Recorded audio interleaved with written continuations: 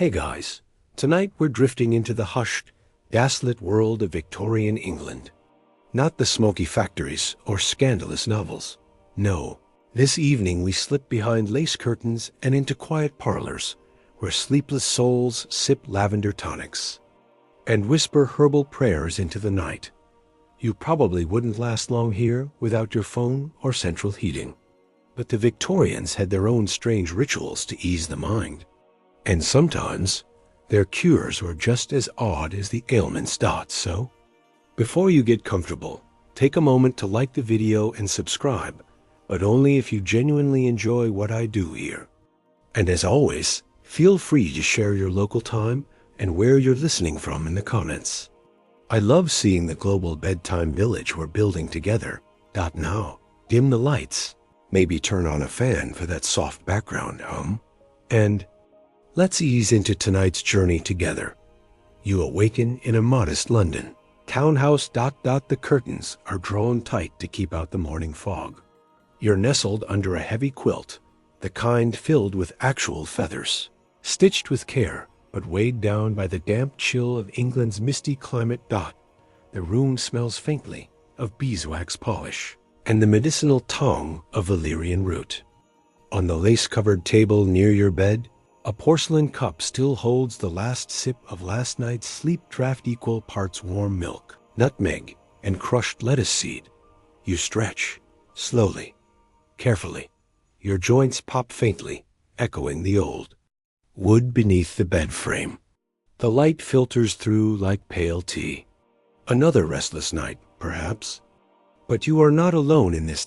In the Victorian era, insomnia was not just a nuisance. It was seen as a character flaw, a disturbance of the moral soul. Doctors fretted over it in gentlemen's clubs, while women's magazines recommended everything, from chamomile poultices to silent prayer.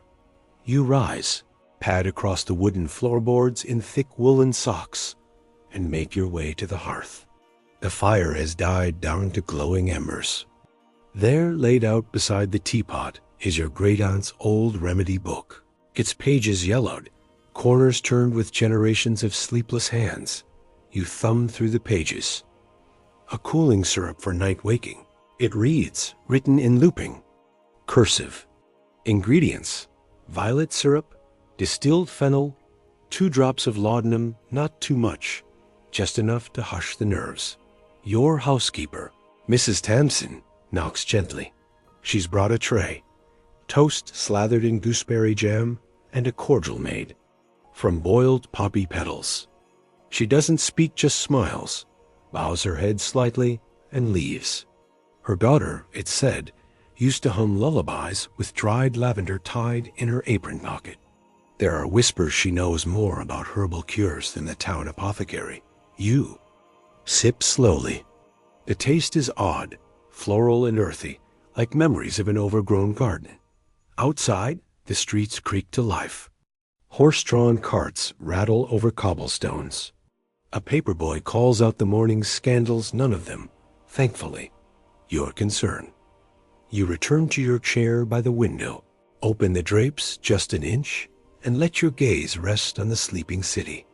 Still swathed in mist, let's drift through time now. To a drawing room in Bath, 1873. An elderly widow named Mrs. Featherstone reads aloud from the lady's domestic medical companion, advising her companions to rest the feet in mustard water and place a warm flannel to the spine.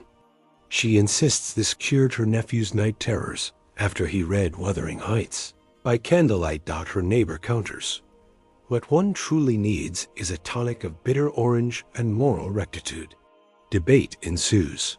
A maid silently enters, carrying a posset warm milk, wine, and eggs thick and comforting like bedtime pudding.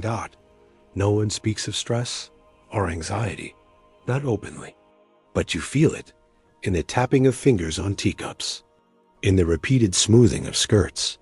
Sleeplessness, though ever present, was kept behind veils. Down in the poorer parts of the city, sleep looked very different. No parlors. No POSSETS. Instead, iron-framed beds, tend to a room. Infants crying, soot clinging to the ceiling. Men returned from long shifts at the docks, faces pale with exhaustion. Their wives steeped dried hops and lemon balm in mismatched cups.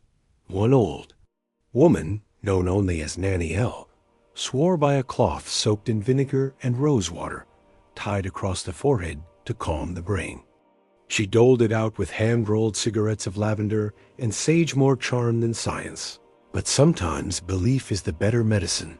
Historians still argue whether these home cures worked or whether the act of caring itself, the ritual, the comfort was what truly brought rest. Now, back in your room, you run your fingers along the spine of a wooden comb, tracing its smooth grain dot. It's nearly midnight. You dip a hand into a bowl of warm water steeped with chamomile and lemon. Rind, a suggestion from a houseguest who once claimed to know Queen Victoria's own sleep secrets. You close your eyes. Imagine soft harp music from the parlor below. Someone is gently tuning it, strings sighing with each adjustment. Above you, the ticking of the grandfather clock fades. And still, you do not sleep. But you are at peace. And sometimes that is enough. You find yourself inside a chemist's shop, nestled between a watchmaker and a tea room on Fleet Street.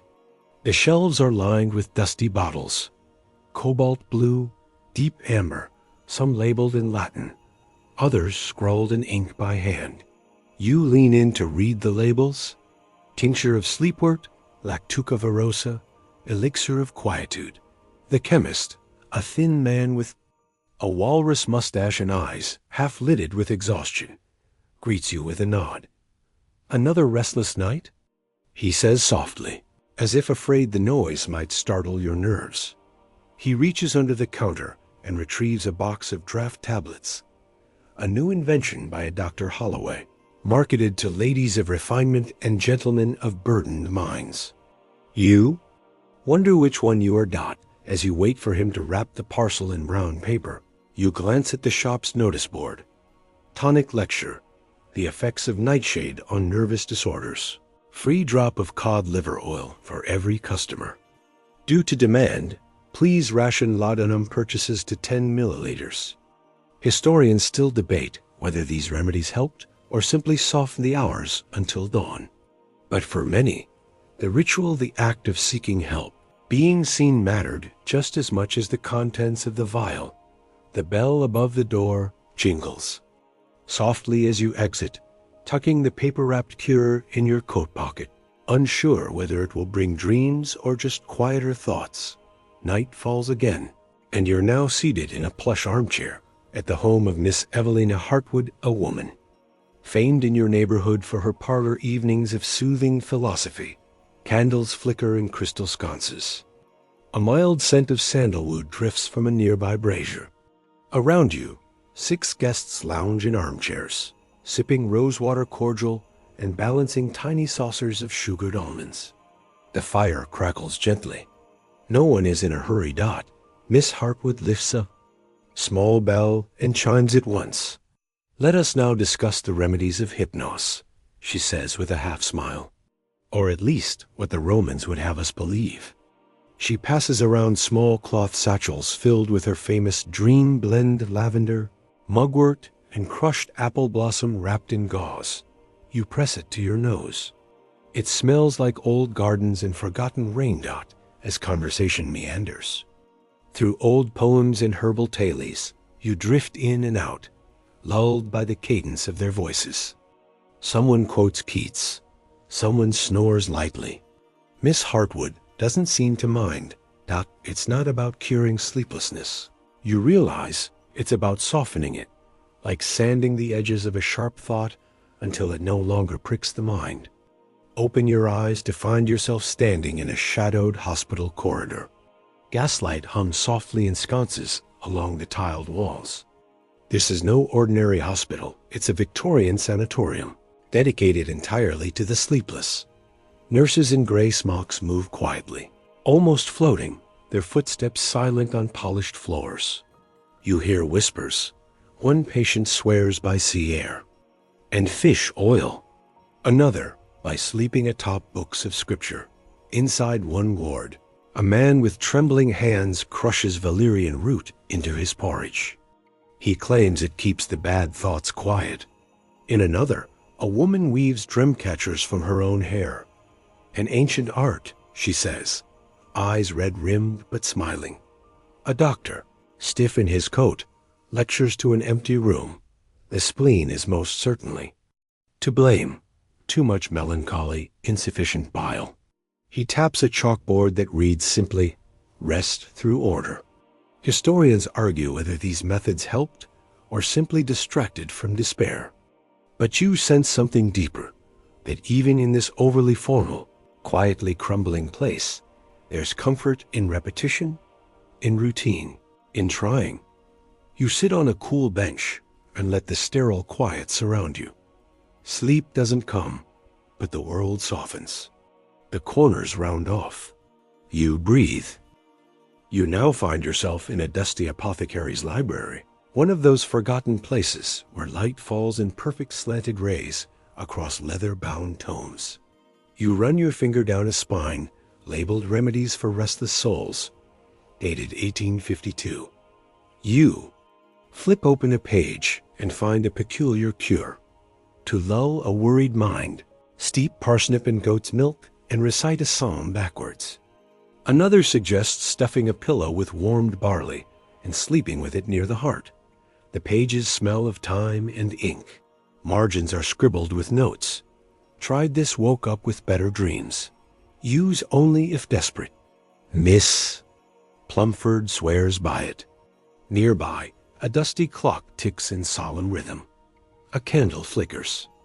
You turn a page slowly. One entry catches your eye. For those who wake at the third hour and fear they are haunted. The advice? Place a stone from a loved one's grave under your pillow. A little morbid, perhaps, but in those times, sleep and the spirit world often danced close together. A cat tiptoes across the floor, silent as thought. You watch it vanish behind a stack of dried sage bundles. Somewhere, a quill scratches in another room. You don't feel tired, but you feel safe. And sometimes, that is the beginning of sleep. And so, dear listener, as the last candle gutters low, and the final page of the apothecary's book lies still beneath your fingers, let yourself drift. The world outside your window might hum with modern life, but within this quiet Victorian landscape, time slows to a gentle hush. No gaslights flicker here now, only the glow of your own imagination, warm and steady like the coals in Miss Hartwood's parlour grate. You can still smell the lavender and crushed mugwort from the dream satchels, still feel the chill of the chemist's bottle as he handed you your remedy, and still hear the slow grind of a millstone from a distant, sleepy village lane. In these rooms of hushed corridors and worn books, sleeplessness was never something to be fought. It was to be softened, soothed, and eventually forgotten. Perhaps that's the gentlest lesson from that time, that not every struggle needs a cure. Sometimes it just needs kindness, routine, a bit of barley tea, a slower breath. So, let go just a little more now. Let Layla's steady millstone rhythm, Miss Hartwood's honeyed voice, the creak of library floorboards, guide you further into stillness. The streets are silent, the river is calm, and the night, this long, velvety night, has stretched its arms to welcome your sleep. Close your eyes. Let the candle burn down. Let the Sphinx guard your dreams, and the barley water warm your chest. May your rest be as deep as the river Thames at dawn. May your dreams be wrapped in old paper, tied with string, and scented faintly of rosemary and ink. Sleep well, traveler. End of script. Sweet dreams.